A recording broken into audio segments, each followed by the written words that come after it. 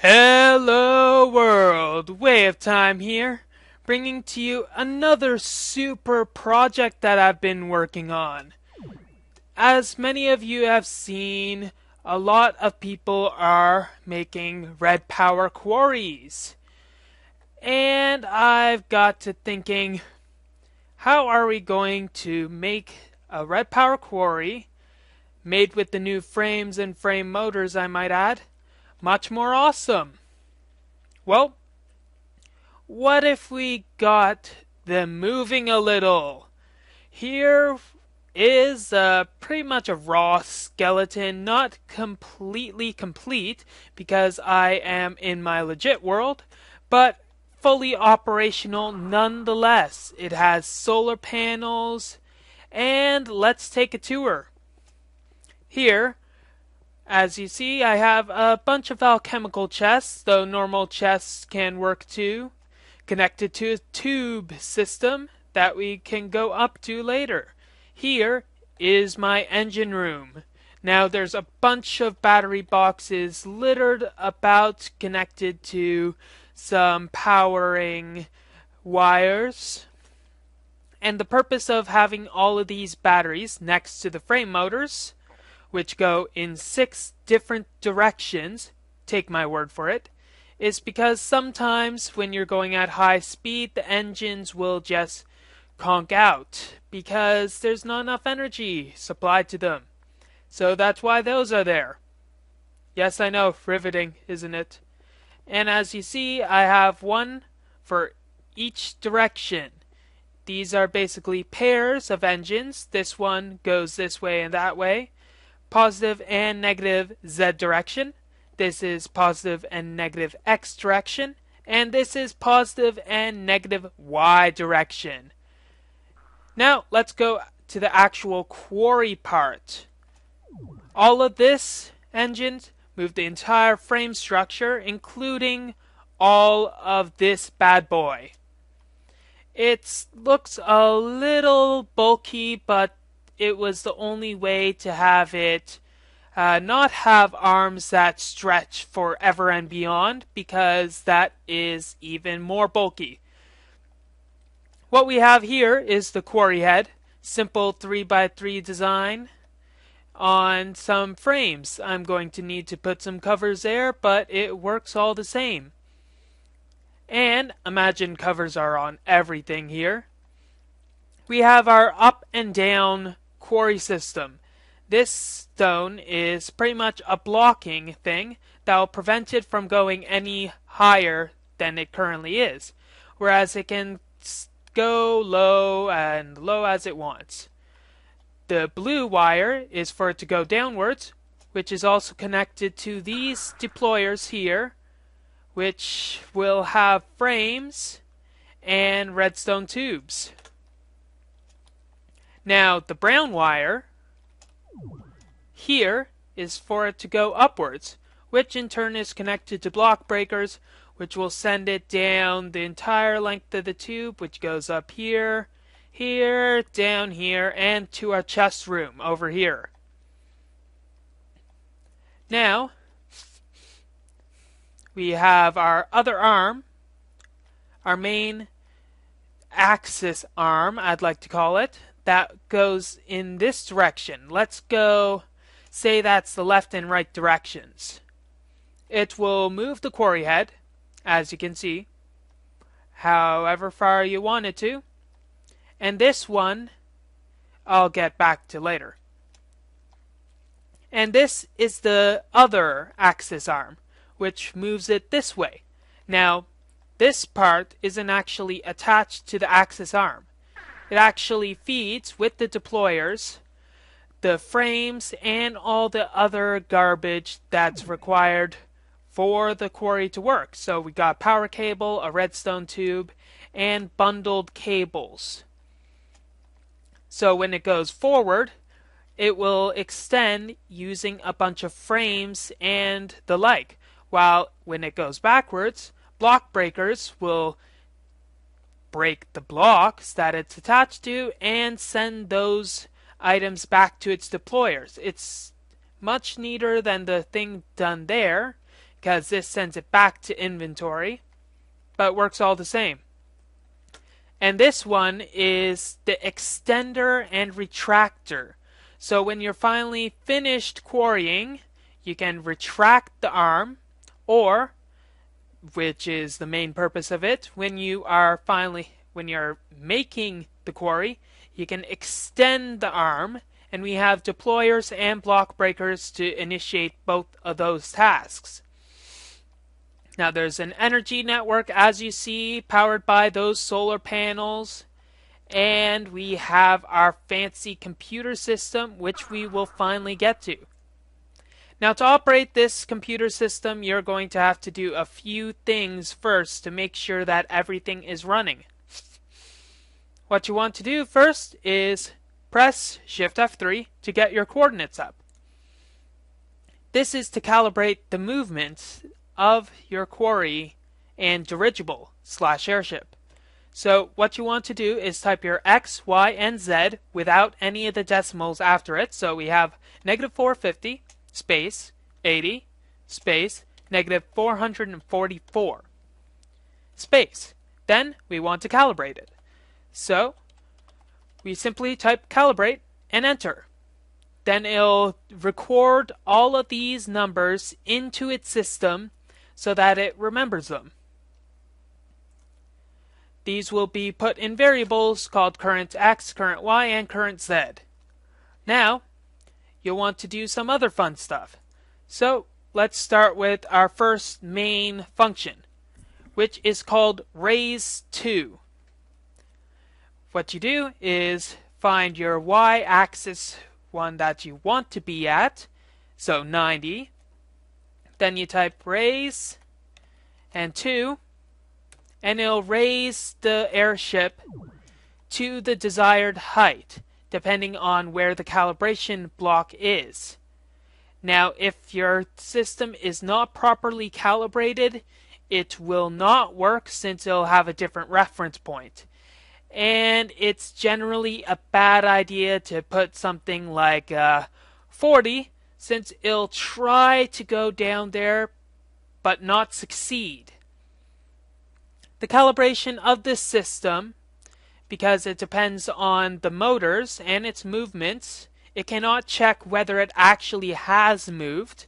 So if you actually bump into something or it otherwise grounds to a halt, calibration will be off. So we go back on, check our coordinates, and we're at 90. Now say we want to go to a specific spot in here, in our X or our Z direction. Now, what you want to do is find the coordinate that you want. Say, let's go here, -480 for our X direction. And it'll be a simple command. Just type in what you want and go to X. This will move it to -480, or what, depending on what I typed. I have a short memory. -480. Since we were at -450 before, it'll go 30 times to match -480. Now I'll let this move and maybe talk about it while it's moving. I had to calibrate all of the system so that it'll be moving in 3-second increments. Every block it'll take 3 seconds because of the power issue that I have mentioned before. There's simply no way to have your system and motors continually run without it being supplied energy. So what you have to do is supply it energy. And the only way to do that from the battery packs is to make sure the engines and the motors stay still long enough to siphon energy off of those battery packs. If not, then you're looking at a lot of annoyance. I'm gonna set it to daytime. I have NEI and set it to daytime. and so I don't cheat myself because this is my legit world, I'll continually turn it back. Now I think we're almost there.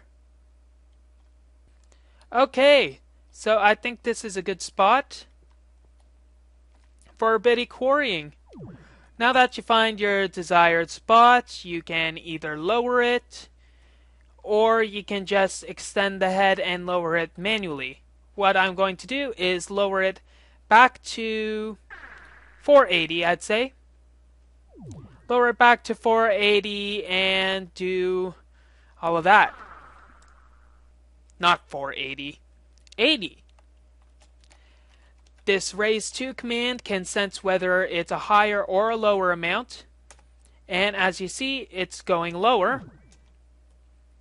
And we'll go to the reference point of the diamond block. Now I'm currently writing a program that will detect the center of a quarry when you specify the dimensions, but I haven't gone that far yet, so there's not too much point in that as of now.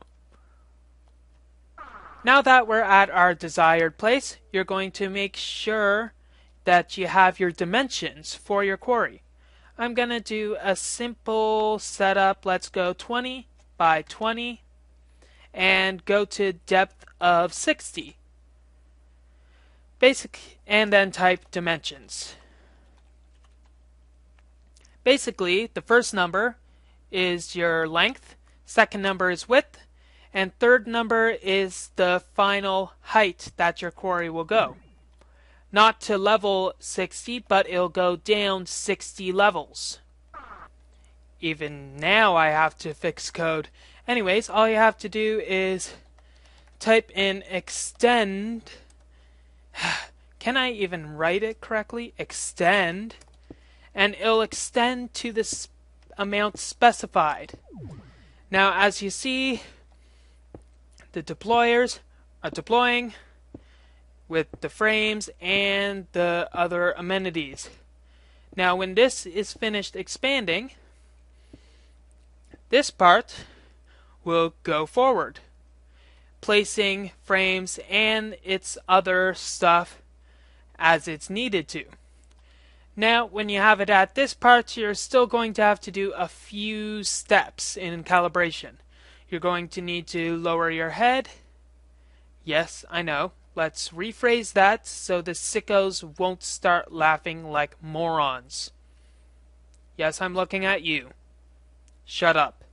Anyways, you'll want to do some calibrations, and you see that it's at 70, which is about the highest point that it has. Though 70 isn't much. It could be a lot worse. Look at the head height. You see that it's currently at 80, same as our airship. So we need to lower the head by 10. So we do 10, lower head by. And it'll execute the command, lower head, 10 times.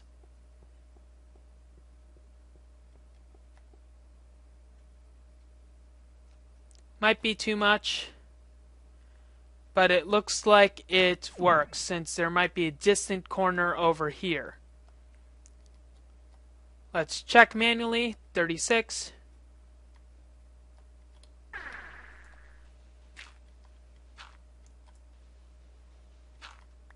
Yeah, it works. Let's lower the head one more so that we don't have to worry about that.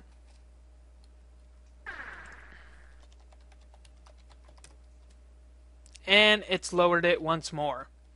Now, all you'll need to do is, since you have all the dimensions typed in already, type in execute. And it'll start running the quarry, sending all the items that it eventually picks up into our tube system, into our little torch area. Not torch area, but you get the picture. Our alchemy chests.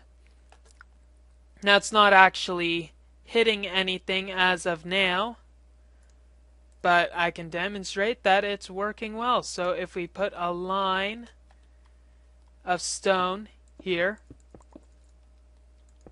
It's at the perfect amount to allow the block breakers to reset themselves before moving.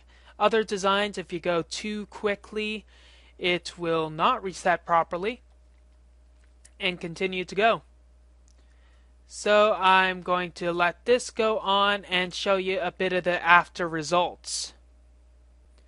What you see is a result of what happens when you do not save the program before executing it. As you can see, it's building a quarry of dimensions that I have specified earlier, this being 9 by 10, I believe. And unfortunately, it will do such that overriding previous instructions if you have to restart the system. So make sure every time that you save your disk before you run it. Also, I have a problem with my execute function, but I'm doing that now. I think the quarry has done enough work, so the items are going up. Now when you want to retract it, it's a simple thing. All you want to do is go back to it, and I believe it is 21 that it needs to raise by, so do raise head by. Now if I have the right code, it might be a lowercase r. But nope, it's working and it's raising the head and sending the tubes off. That system will need to be better, but whatever. And it stopped. Now all you want to do is I'll retype the correct dimensions into my computer. Now all that you have to do once it's in the proper position is to type retract, and it'll move it back properly, and then start moving it for the block breakers to do its action and bringing it back into position. Once the retraction is done, you can move over to your other site and start quarrying the world to smithereens. But it's better than making the world catch fire.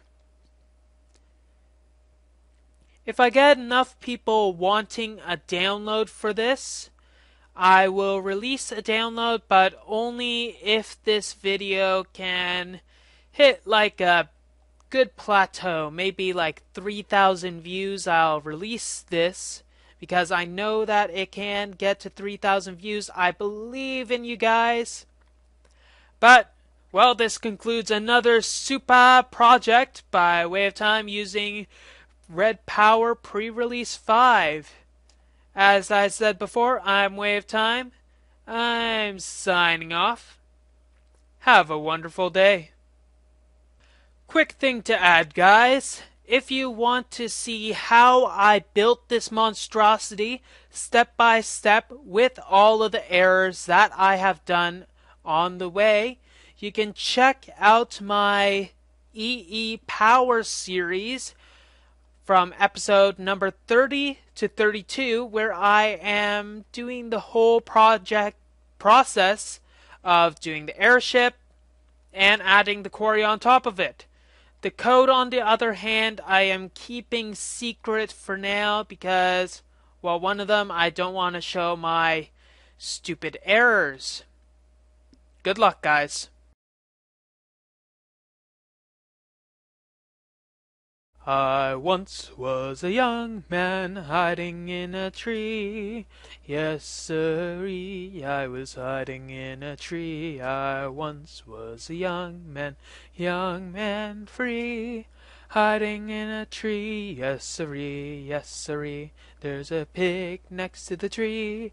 It's looking for me. There's a pig next to the tree, There's a pig down there, looking at me, oh tree, oh, hiding from me. Oh, it's hiding a tree, oh yes sirree, I'm hiding in a tree. Oh yes-see, I'm hiding in a tree, yes sirree, I'm hiding, ding ding, hiding in a tree. Huh, it likes disturbing the blocks. Like my singing! Ha ha!